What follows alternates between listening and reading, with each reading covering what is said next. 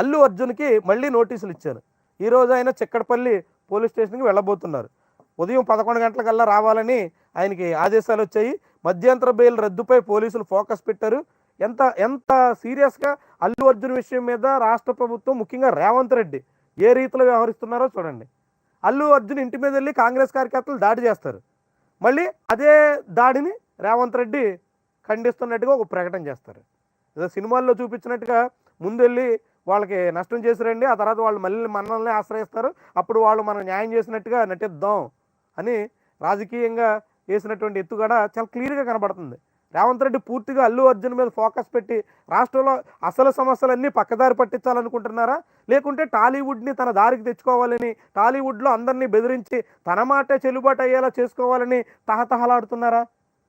రేవంత్ రెడ్డి తీరు మాత్రం ఇప్పుడు అనేక రకాల అనుమానాలకి తావిస్తుంది. వాస్తవానికి ఏడాది గడిచిపోయింది అక్కడ ప్రభుత్వం అధికారంలోకి వచ్చి.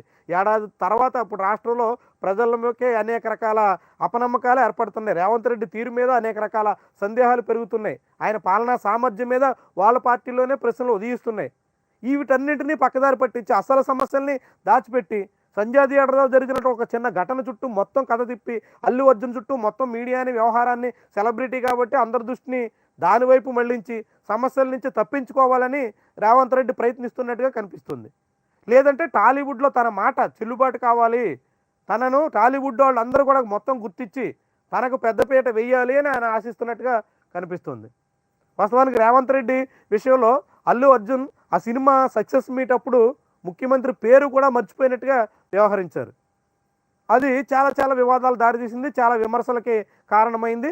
ఇప్పుడు ఆ కారణంగానే అల్లు అర్జున్ మీద ఎంతగా గురిపెట్టి టార్గెట్ చేసి ఆయన వేధించే ప్రయత్నం చేస్తున్నారా? చాలా కీలకమైనటువంటి వ్యవహారం. రోజు ఇది ఒక పెద్ద ఎపిసోడ్ లాగా మారుతున్నారు.